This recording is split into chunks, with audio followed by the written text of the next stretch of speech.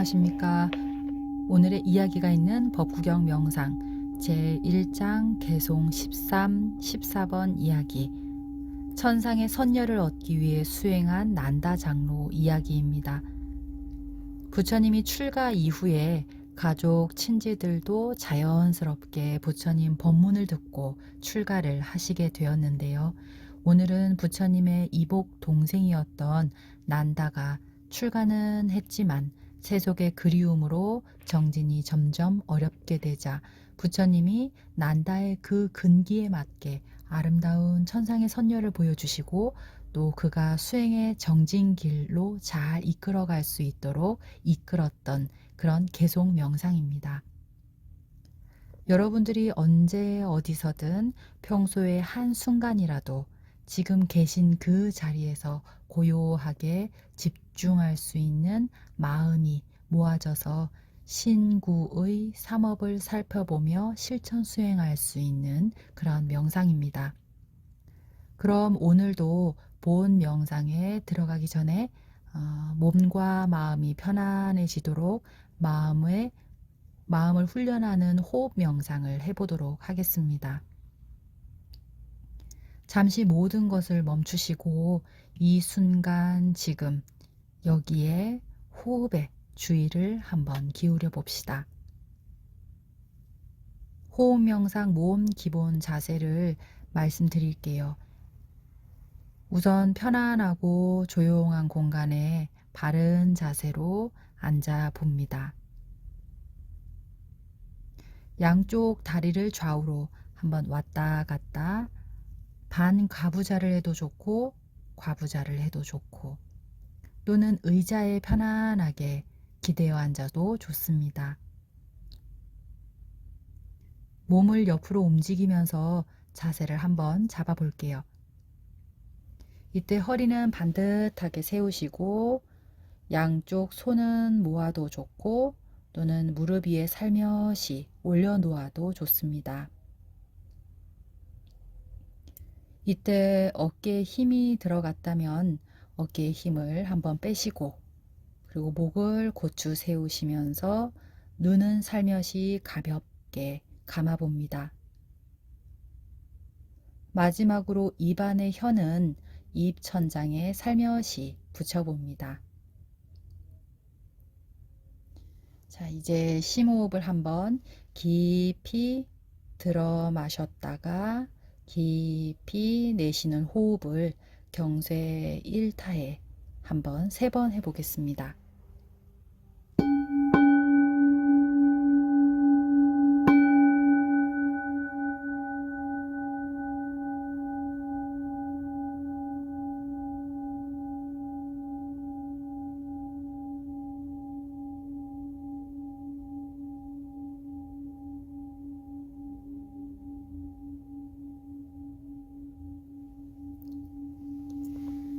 이때 코끝이나 인중 부분, 아랫배 이 세 곳 중에 하나를 여러분들이 선택을 해서 그곳에 주의력을 두어 봅니다. 코끝 혹은 인중 혹은 아랫배 바로 그 지점에서 들숨과 날숨을 계속 집중하면서 알아차려 봅니다.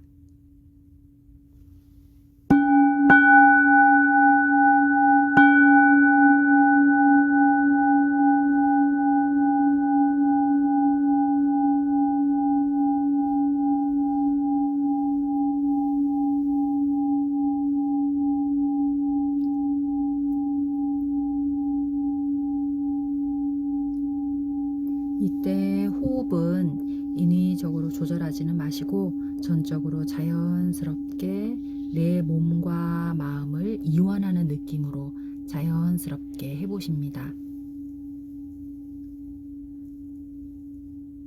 그러면 경쇠 10타 소리에 호흡 명상을 시작해 보도록 하겠습니다.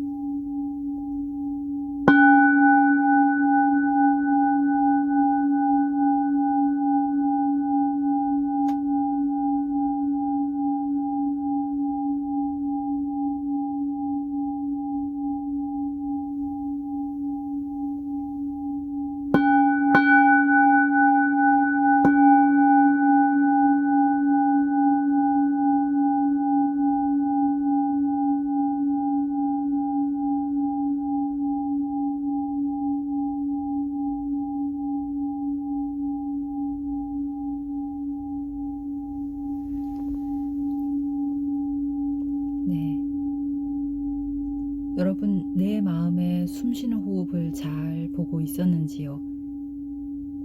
이렇게 호흡을 들어 마셨다가 내쉬는 것에 집중을 하시다 보면 호흡이 고요해지고 또 내 몸과 마음이 편안해지기 시작합니다. 그럼 이제 본 명상에 한번 들어가 보겠습니다. 개송의 의미에 귀를 기울여서 나에 대해 직관하며 잘 살펴보시기 바랍니다.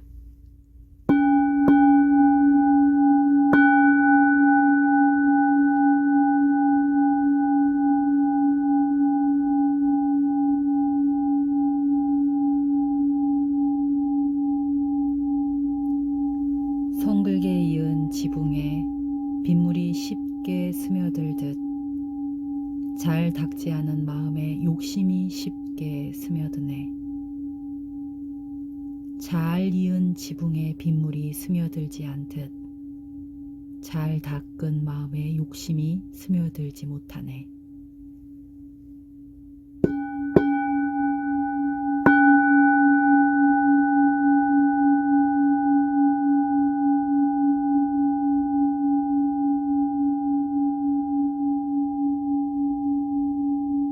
성글게 이은 지붕에 빗물이 쉽게 스며들듯 잘 닦지 않은 마음에는 욕심이 쉽게 스며드네. 잘 이은 지붕에 빗물이 스며들지 않듯 잘 닦은 마음에 욕심이 스며들지 못하네.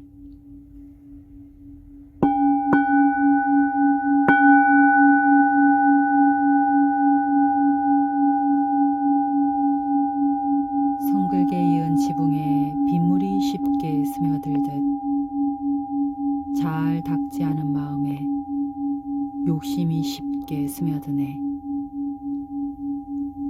잘 이은 지붕에 빗물이 스며들지 않듯 잘 닦은 마음에 욕심이 스며들지 못하네.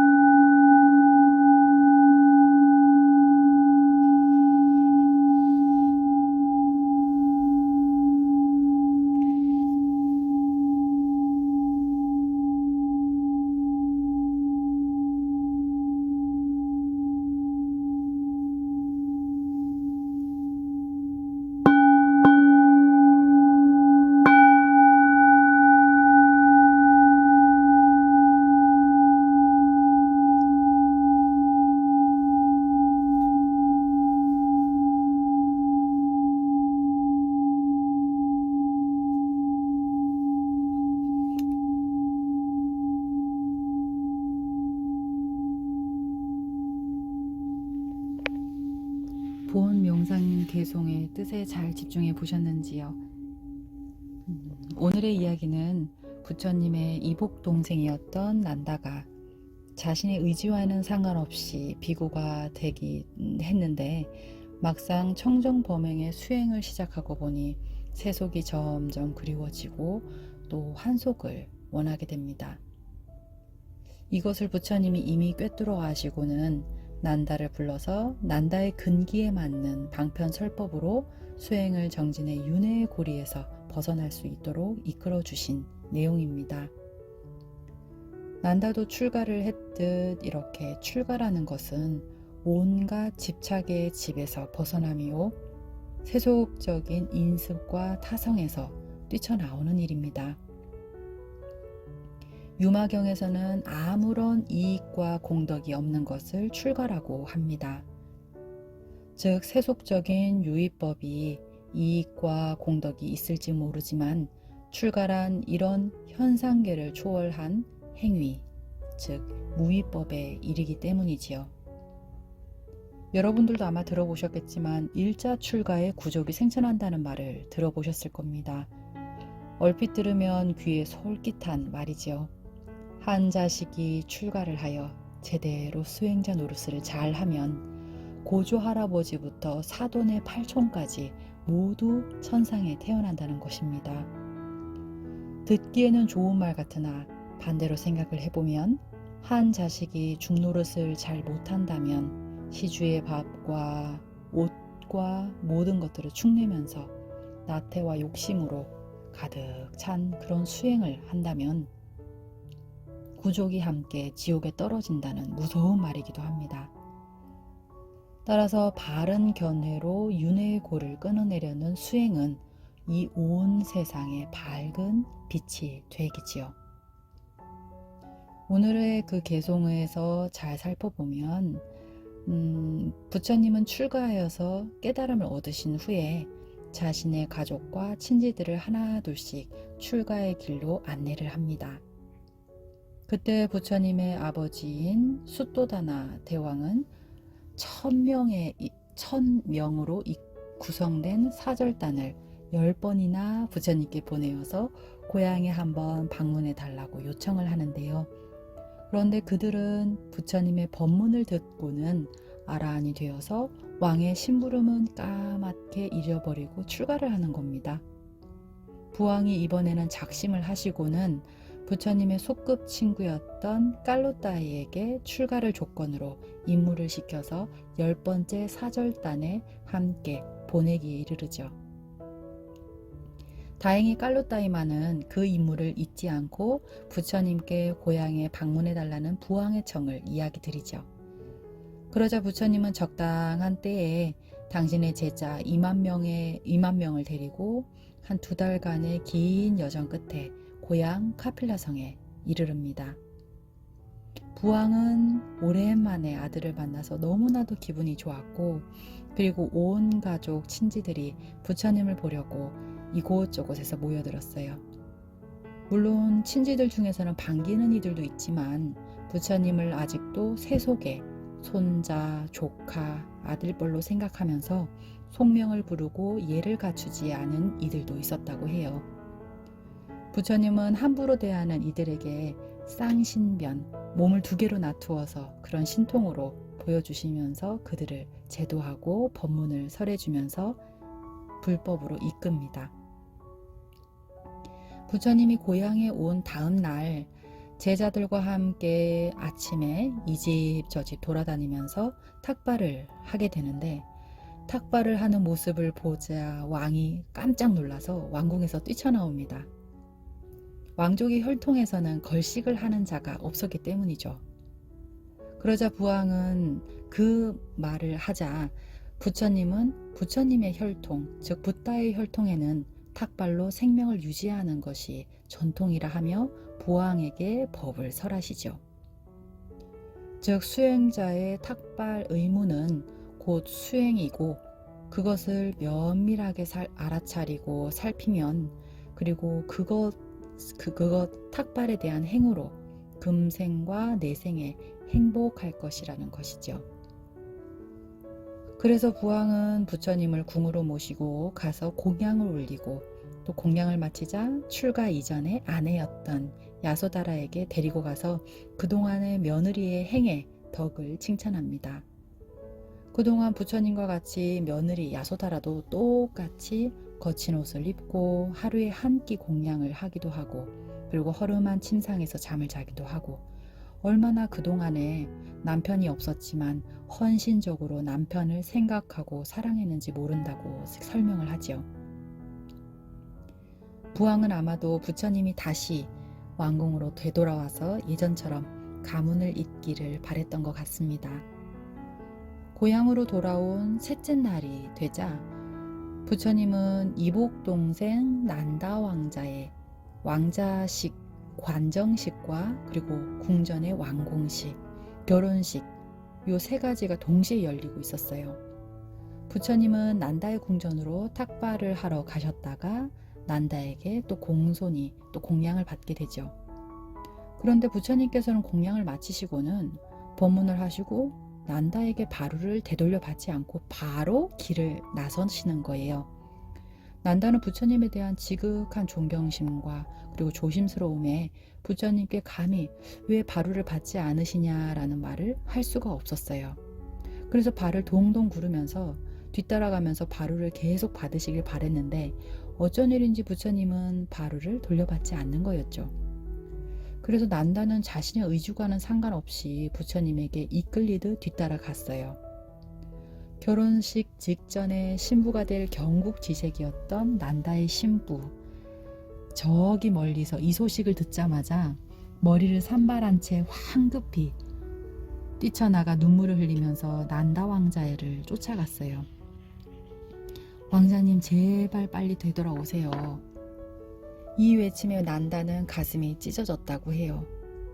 최고로 아름답고 예쁜 신부였지만 그를 두고 그리고 또 자신이 한편 평소에 늘 보고 싶고 그리워하고 존경한 형이었던 부처님을 따라오게 하니 말이죠. 결국 부처님이 머무시는 니그로다 동산까지 따라가게 되었는데 그 사원에 도착하자 부처님이 난다야 비구가 되자. 그런데 어찌된 셈판인지 난다는 또 그토록 존경한 형의 말에 차마 거절을 할 수 없이 비구계를 받고 바로 그 자리에서 출가를 했다고 합니다.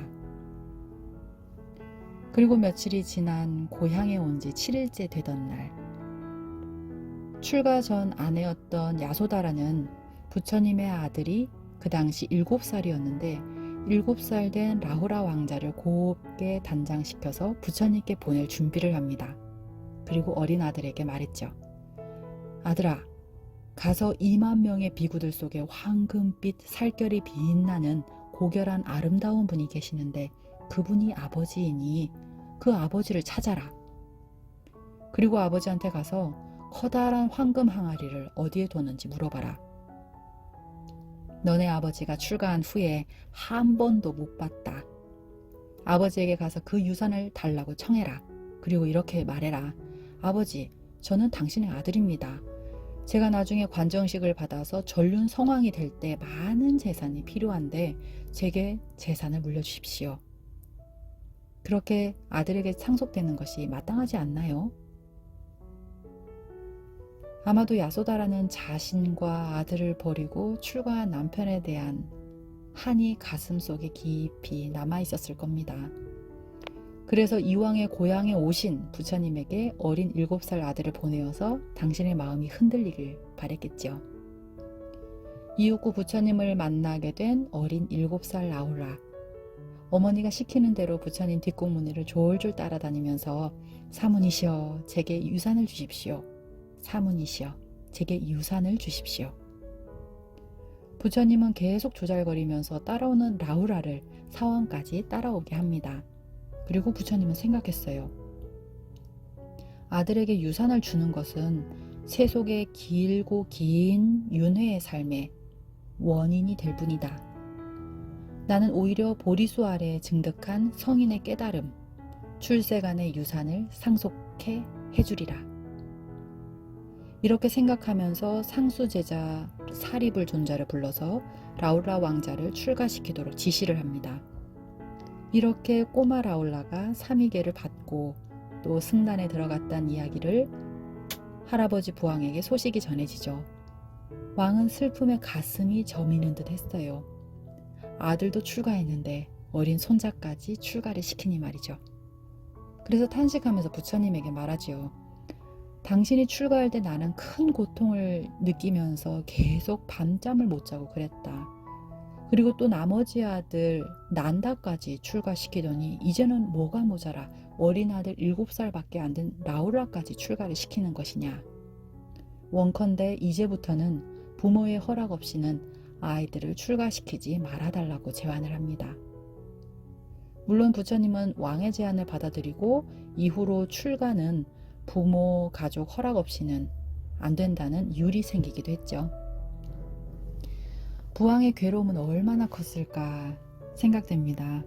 부처님이 된 아들이 보고 싶어서 10번이나 사절단을 보내어서 기어코 부처님을 고향 땅으로 초청을 했는데 일주일도 채 안 된 짧은 기간에 아들을 다시 회유시키기는커녕 오히려 자신의 아들 난다와 손자인 라울라까지 부처님이 다시 데려가니 말입니다. 이렇게 부처님은 고향에서 부왕과 그곳 친지들에게 법문으로 교화를 하시지요. 물론 인연이 된 이들은 깨달음의 길로 들어섰고 또 부처님은 다시 라자가 사원으로 되돌아오셨어요. 카필라성 고향을 다녀온 후에 제자들과 함께 머무는 동안 억지로 출가했던 난다는 도저히 청정 범행을 해야 하는 출가 생활을 감당할 수도 없었고 또 본인에게 맞지 않다고 대중스님들에게 불평을 자주 늘어놓았다고 합니다.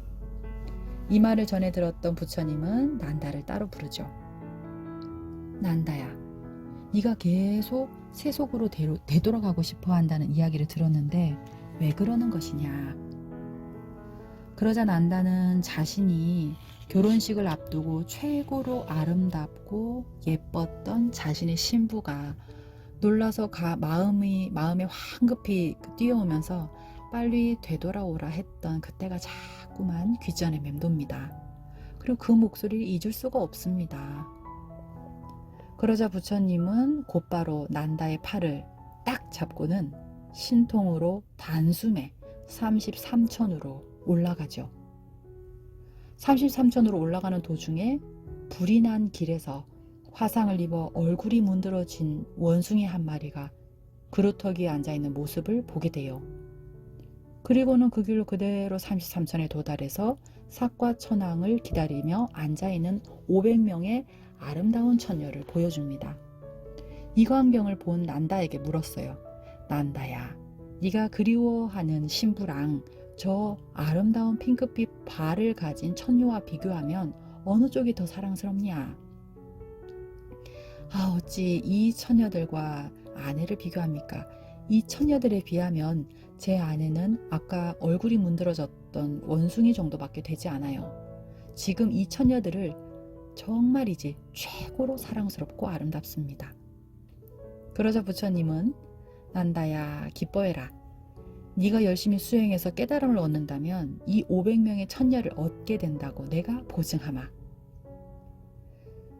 이렇게 천상에서 내려온 난다의 이 이야기가 사원에서 수행하는 비구들 사이에 소문이 돌기 시작했어요. 부처님의 동생 난다 스님은 아름다운 천녀들을 얻기 위해서 수행한다더라. 고귀한 수행으로 천녀를 사려는 자다.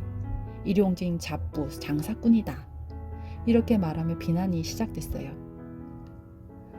난다는 이런 말이 부끄럽고 창피했지만 그래도 두 눈으로 봤던 천녀가 황홀하기 그지없었기 때문에 그 마음을 내려놓기란 사실 너무 어려웠죠. 그래서 오히려 천녀를 얻겠다는 일념으로 난다는 오히려 동떨어진 장소에서 정진을 하기 시작했어요. 그런데 얼마나 정진을 열심히 했는지 얼마 되지 않아서 깨달음을 성취하기 이르릅니다. 그날 밤 난다 장로는 부처님에게 가서 예전에 부처님이 하신 말씀에서 수행이 완성되면 천녀를 주겠다고 약속한 그것을 철회시켜달라 합니다. 부처님은 난다의 근기에 따라 이성으로 처음 발심의 방편을 썼지만 이미 일이 이렇게 진행되리라는 것을 통찰지로 꿰뚫어 아셨지요. 감각적 욕망의 진흙수렁을 건넌 사람, 욕망의 가시를 뽑아버린 사람, 어리석음에서 벗어난 열반에 이르른 사람, 그런 사람은 행복하거나 괴롭거나 마음에 흔들림이 없다. 이렇게 예전에 난다의 마음은 이성을 탐색하면서 여인을 그리워했지만 그 근기 따라서 또 청녀를 본 순간 또 출가자의 목표에 도달하려고 정말 고군분투하면서 구경의 깨달음을 성취한 아라한이 된 난다죠. 어찌 보면 귀엽기도 하고 친근하기도 합니다. 부처님은 동생이 어쩌다 출가해서 세속의 삶을 그리워하지만 이 감각적 욕망을 여인 윤회의 원인을 제거한 후에 오는 이 마음을 개송으로 표현했죠. 성글게 이은 지붕에 빗물이 쉽게 스며들듯 잘 닦지 않은 마음에는 욕심이 쉽게 스며든다. 잘 이은 지붕에 빗물이 스며들지 않듯 잘 이은 마음에 욕심이 스며들지 못하네. 물론 난다가 현재 모습을 보면 이생만 그러한 것은 아니었겠죠. 부처님은 난다의 전생에 당나귀였는데 그때도 이와 같이 행동을 했다고 해요. 그러나 이번 생에는 훌륭하게도 자신의 업을 뛰어넘어서 이제는 깨달음을 이루어 윤회의 고통에서 벗어나게 된 거죠. 비록 처음에는 천녀를 얻기 위해서 고군분투하며 수행정진을 했지만 그 난다의 근기에 따라서 방편을 잘 써주신 부처님이 정말 대단하십니다. 처음에는 누구나 성글게 아직 잘 닦지 못한 마음이겠지만 스스로 사유하고 지관하고 끊임없이 자신의 마음을 늘 관하면 바로바로 연기됨을 알아차릴 겁니다. 이렇게 이것을 명상하고 여러분들이 사유하고 지관하는 것을 스스로 습관화시키면 이것이 곧 바로 잘 이은 지붕에 빗물이 스며들지 않게 된다는 것과 마찬가지겠죠. 여러분들도 부처님 말씀을 한번 곰곰이 생각해 보세요. 지금 명상을 하면서 처음에는 이 생각 저 생각이 들어오지만 서서히 습관된 명상이 나중에는 튼튼하게 잘 이은 지붕과 같이 되어서 내 마음속에 번뇌가 더 이상 스며들지 않게 될 것입니다. 개송을 이제 마지막으로 한 번 더 독송하고 여기서 명상을 마치도록 하겠습니다.